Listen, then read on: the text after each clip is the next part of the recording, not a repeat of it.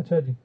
अच्छा, some time ऐसा होता है जब आप प्रोजेक्ट बना रहे होते हैं तो आपके पास बहुत सारी फाइलें होती हैं, तो जब आप इंपोर्ट करते रहते हैं उसमें एक ही जगह पे, तो उसमें क्या होता है कि आपके पास मटेरियल्स है ना, सेम नाम के आगे 2 1 3 लग के डबल डबल हो जाते हैं, लेकिन उसके पीछे जो टेक्सचर आपने लगाया हुआ होता है ना मटेरियल के, वो एक ही होता है। तो एक ही टेक्सचर के जो इसके मैप है, टेक्सचर मैप, डिफ्यूज हो या नॉर्मल हो, वो एक ही है, लेकिन आपके मटेरियल जो हो रहे हैं वो मल्टीपल हो रहे हैं।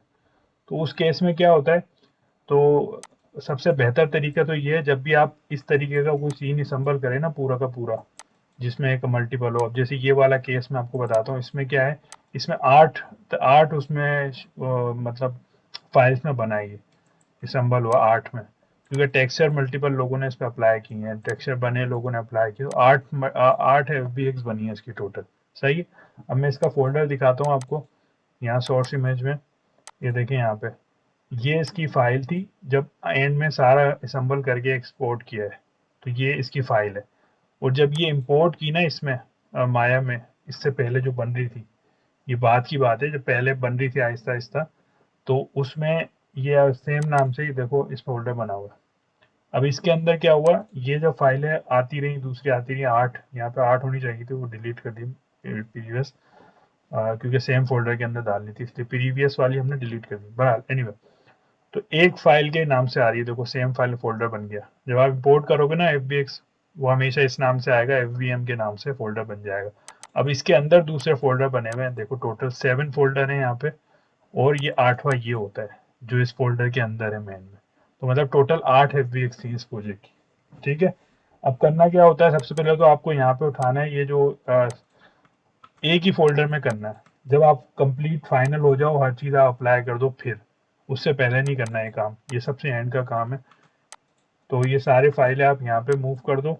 उसके बाद यहाँ देखो ये सब सेम है, हालांकि वो अलग अलग बनी हुई है ना, इसलिए मैं कह रहा हूँ ये सारा फोल्डर यही वाले हैं, तो इन सबको आप डिलीट कर दो, ये किसी काम के नहीं। हमारे पास ये टेक्सचर, ओरिजिनल टेक्सचर ये बचे हैं हमारे पास। सही है।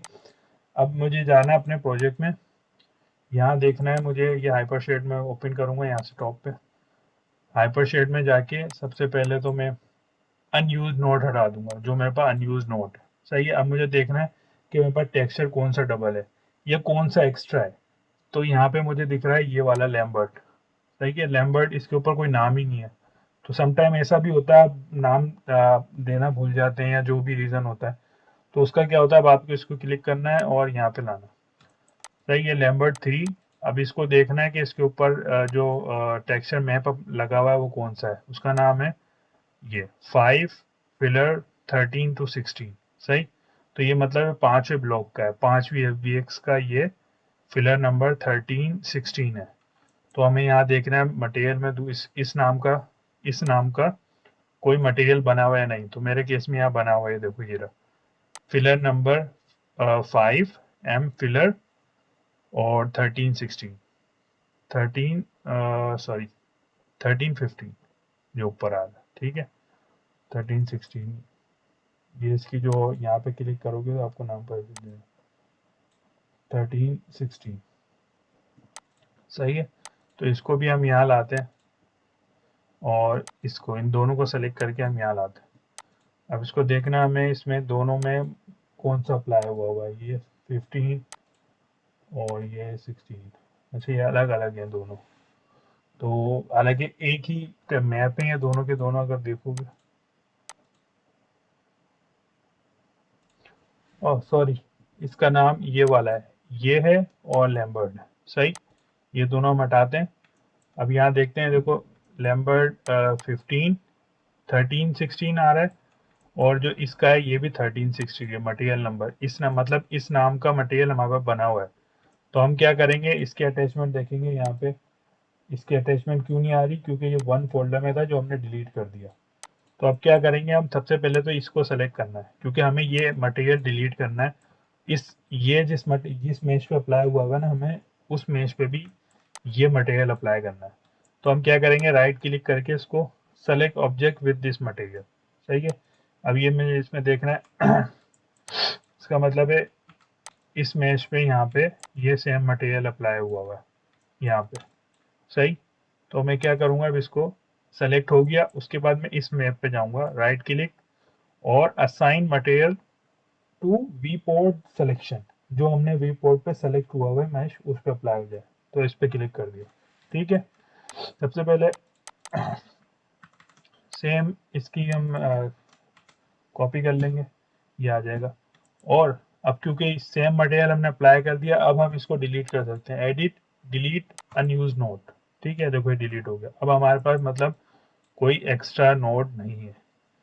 सही, ये हमारे पास मटेरियल होगा सारे। अब ये ज़रूरी क्यों है, ये ज़रूरी इसलिए, अभी तो मेरे केस में देखो यहाँ पे कुछ ही मैप्स हैं। सही है, तो कुछ मैप्स हैं उसमें इतनी प्रॉब्लम नहीं होती, लेकिन जब आप बड़े प्रोजेक्ट कर रहे होते हैं ना, और इस तरीके से आपसे ढेरों मटेरियल बन जाते हैं, क्योंकि जब आप आगे जाएंगे तो इसको मूव अराउंड करना पड़ेगा डिफरेंट सॉफ्टवेयर में। अगर आपको अनरियल में ले जाना है या फिर माया मतलब ब्लेंडर में या सिनेमा 4D या जो भी आपको सॉफ्टवेयर यूज़ करना है फ्यूचर में इस प्रोजेक्ट को लेके, तो फिर वहाँ पे आपको बहुत सारे मटेरियल शो होंगे जो कि आपकी ज़िंदगी और ज़्यादा आराम कर देंगे। तो बेहतर है जब भी आप कोई चीज़ काम करें तो उसी टाइम उसको फिक्स करके एंड तक आगे दूसरे सॉफ्टवेयर में ना जाने दें। ठीक है, उससे फ़ायदा यही होगा आपको, आपके काम आसान होगा। और सेकंड एक और इसके साथ साथ मैं बताऊं, कभी भी एक फाइल जब असम्बलिंग करो ना आप, तो उसको सेपरेट फाइल में अपलोड, सेपरेट फाइल में असम्बल करो और बाद में उसको रेफरेंस कर दो। रेफरेंस कैसे होता है जैसे मैंने फॉर एग्जांपल ये फाइल मैंने यहाँ बनाई है, सही है, ये मैंने अलग फाइल बनाई है। अब ये वाली फाइल मुझे दूसरी फाइल में रेफरेंस करनी है। सही है, मैं यहाँ पे इसको सेव कर लेता हूँ और इसको क्लोज कर ओपन करता हूँ मैं, और मैं यहाँ से एक सेकंड के लिए मैं नया वो ले लेता हूँ सीन। ठीक है, अब मुझे वो फाइल रेफरेंस करनी है। यहाँ यहाँ पे फाइल में जाऊंगा और sorry sorry edit reference editor. सही है, रेफरेंस एडिटर। इससे क्या होगा, इससे मैं फाइल ये वाली यहाँ पे रेफरेंस कर दूंगा। सही है, ये मेरे पास यहाँ पे आ गई है। तो कैमरे को आते हैं, ये मेरे पास यहाँ पे आ गई।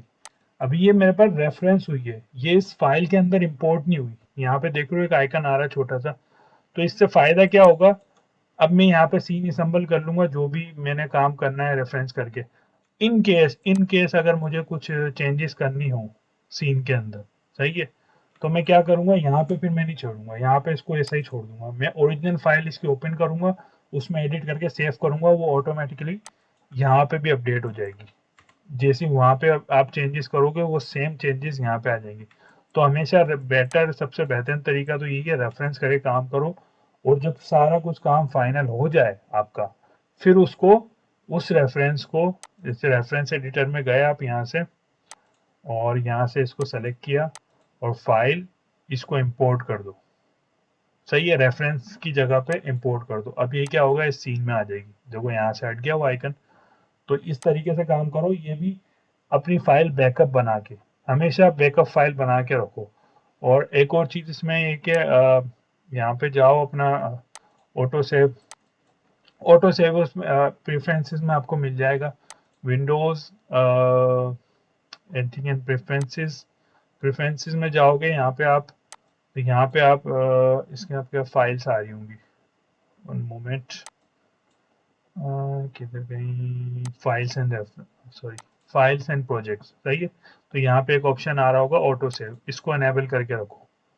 इसमें क्या होगा, हर थोड़ी देर के बाद, 10 मिनट के बाद, या आप यहाँ पे जितना टाइम दोगे, जितना भी आप देना चाहो, उतनी देर के बाद ये एक फाइल सेव कर लेगा अपने पास। ताकि माया के अंदर ये बड़ा मसला है, क्रैश हो जाता है बहुत से पीसी में। तो आपके पास एक बैकअप फाइल होगी, लास्ट एटलीस्ट आपका 10 मिनट पहले तक का काम सेव हो जाएगा ऑटोमेटिक। सही है, तो बेहतर है इस तरीके से काम किया करो। इसको बहुत ऑप्टिमाइज तरीके से, अच्छी तरीके से काम करने की आदत बनाओ। तो इसको समझें। बाकी अब तक के लिए इतना ही, बाकी नेक्स्ट इंशाल्लाह कुछ होगा तो मैं बताऊंगा। ओके, अल्लाह हाफिज़।